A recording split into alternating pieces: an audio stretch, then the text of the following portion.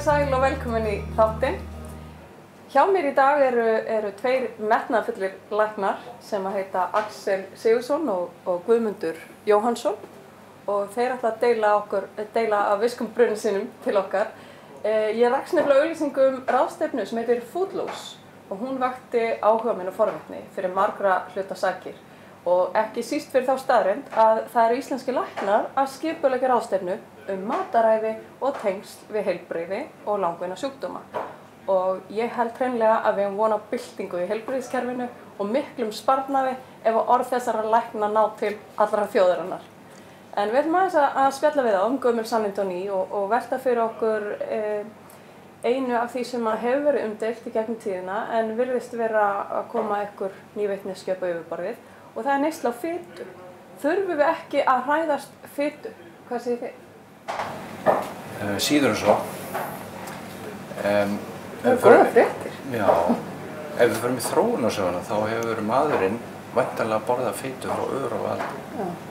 Líkami okkar, meltingafærin eru gerð meira og minna til þess að við getum höndlað fitu.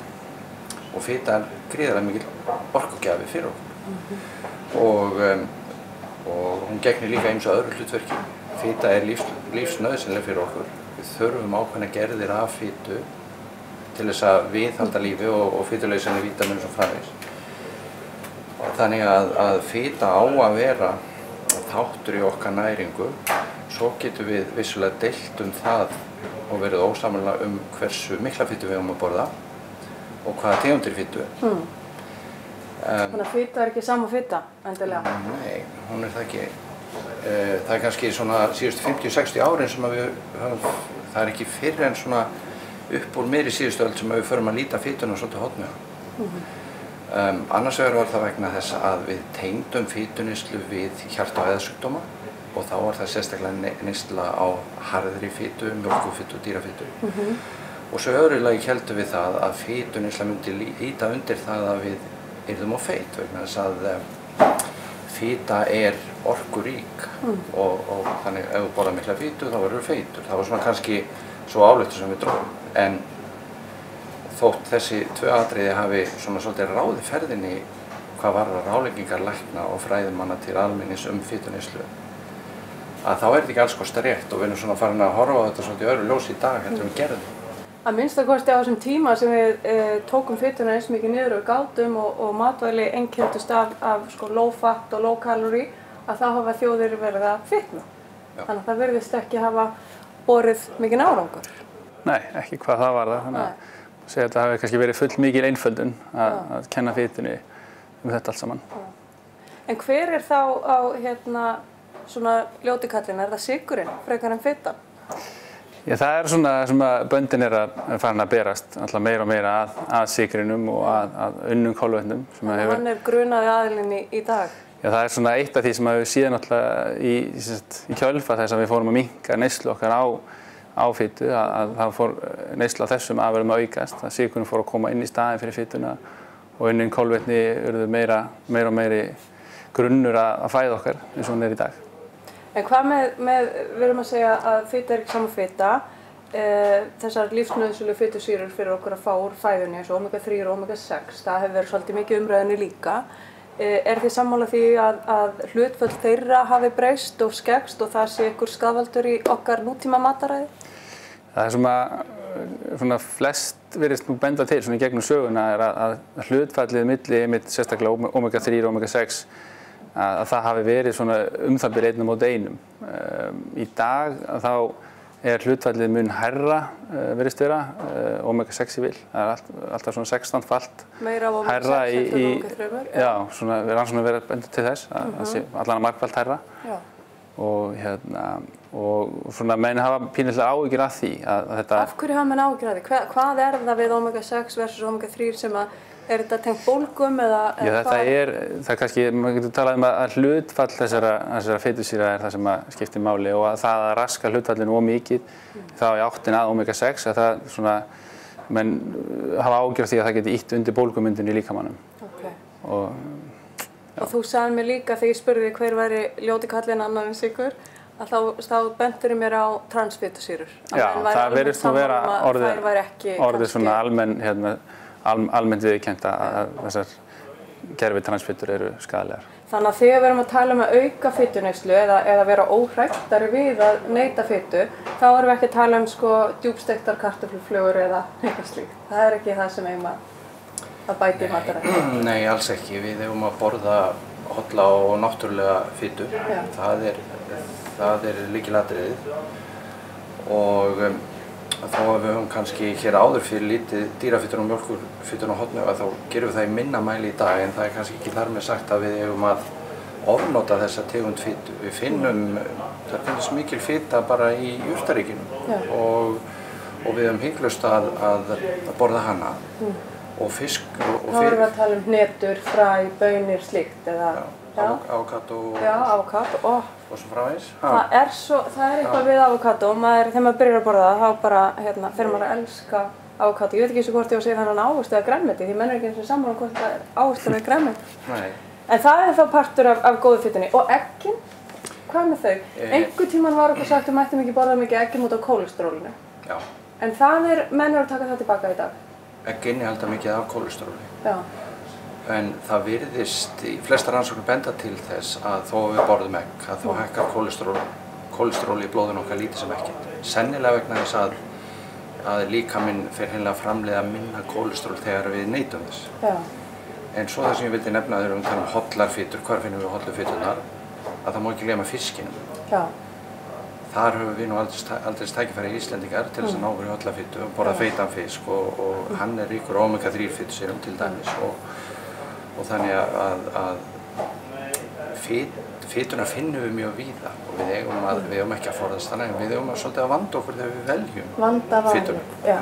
En skiptir það máli, því þú nefnir fiskinn og svo sannarlega búum við vel þar, Íslendingar, en skiptir það máli, þú segir feitur fiskur, skiptir máli hvort það er eldisfiskur eða ekki? Ég sá fyrir nokkrum árum rannsókn hér íslenska þar sem þetta hafði verið skoðað og þá virtist eldislax til dæmis innihalda mjög mikið á omega-3 fitusýrum í þessari tilteknu rannsókn en þetta veltur auðvitað hlýtur að velta á því hvaða fóður fiskurinn fær. Það veltur á því. Þannig að þegar við kaupum hann í búðinni þá þurfum við að spyrja hvað borðaði þú? Það er lykilatriði.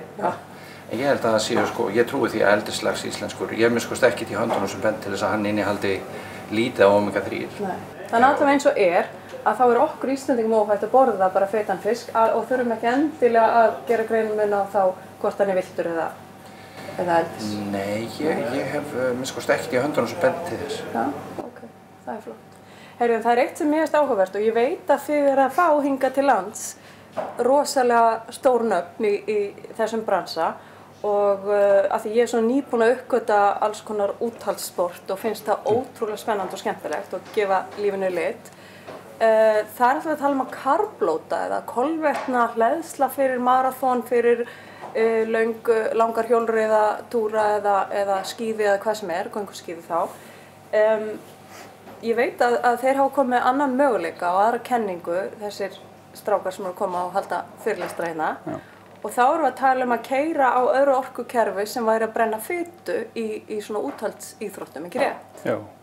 Sko það er svona einn af þekktari vísindamönnum og fræðimönnum þessu sviði, prófessor Tim Noakes frá Cape Town í Suður-Afríku. Hann er að koma á ráðstefnuna til að tala. Og hann var nú framan af sínu ferli helsti talsmaður þess í rauninni að við ættum að vera að neyta kolvetna og karblóta með slettir í tengslum við úthaldsíþróttir og það væri mikilvægt. En svo gerist það bara á síðustu árum að hann uppgötvar það að hann byrjar að þróa með sér sykursýki og þá... Þetta er þrátt fyrir að vera í grannholda og í reglulegri hreyfingu stundar í íþróttir. Akkurat, hann hefur hlaupið 20 maraþona og þannig að það er ekki hægt að kenna allan hreyfingarleysi en hann er með svona ákveðin gen greinilega sem gera næman og faðir hans fekk sykursýki og lést úr því og fylgikvillum þess og hann fór þá að tengja í rauninni þessa miklu kolvetnaneyslu sína við það að hann hefði þróað með sér sykursýki og og snýr alveg við blaðinu og í dag hann helsti talsmaður þess í rauninni að maður ætti að hlaupa á fitunni, eins og hann segir. Hlaupa á fitu, já. Það hljómar dálítið vel af því að nú eigum við flest svona einhvern forða af henni. En ef við getum tappað inn á þann forða, þá þurfum við kannski ekki vera stöðugt að... Heldur betur, sko, eins og ég segi, þó að þú sért sko, mjög grannholda og kannski bara með 10% fitumassa, þá ertu með mörg 100.000 kalóríur þarna í fitunniðinni sem að þú getur hlaupið á. Á meðan að kolvetnaforðinn klárast frekar fljótt ef að fólk í stöðugri keyrslu. Akkúrat. Og þá myndum við náttúrulega væntanlega líka geta haldið blóðsykrinum örlítið stöðugri og vera ekki í þessum miklu sveiflum sem við erum þegar við erum að taka inn orku í formi sykurs. En það er það sem þeir hafa talað um. En þetta er náttúrulega, þetta eru tiltölulega svona ný vísindi þannig og það er náttúrulega margt eftir að koma í ljós. Þetta er allavega spennandi valkosti til að prófa. Já, svona hans mati. Ef það getur bætt tímann manns og látið manni líða betur, þá er alltaf þessi virða að gera tilraun og aðtók hvort þetta hentar fyrir. En svo skiptir náttúrulega miklu máli að hafa það í huga. Við erum öll náttúrulega líka ólík og líkamar okkar virðast bregðast á mismunandi hátt við sömu matvælum, eftir hver þú ert og hvað þú ert að gera. Þannig að þú ert ekki að lofa að ég verði hraðari? Nei, þannig að þetta er svolítið þetta að hver og einn þarf að finna út sitt. En við útbyggum morgunmat maraþonhlauparans samkvæmt þessum kenningum. Ef að þetta er nú rétt hjá Tim Nookes og félögum, að þá myndi í staðinn fyrir að við fengjum okkur pastaveislu kvöldi fyrir hlaup og hafragraut og eitthvað slíkt í morgunmat, að þá væri það kannski eitthvað í þessa átt, eða ekki. Við vitum það að það er almennt svona samþykkt í vísindaheiminum að grunnurinn á góðu mataræði, hann er grænmeti. Það er kannski ekki mikið deilt í það.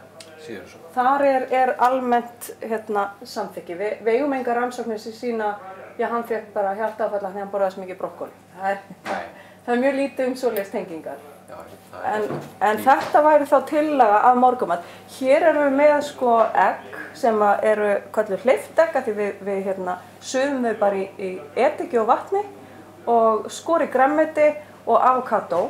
Og þetta myndi það vera kannski hvað? Eitthvað 70–80% fita væntanlega. Svona ef við skjótum bara á það, ég er ekki búin að reikna það út. Og prótein í eggjunum og svo grænmeti sem er tiltölulega hitaeiningar snautt og mjög lítið af bara hitaeiningum almennt.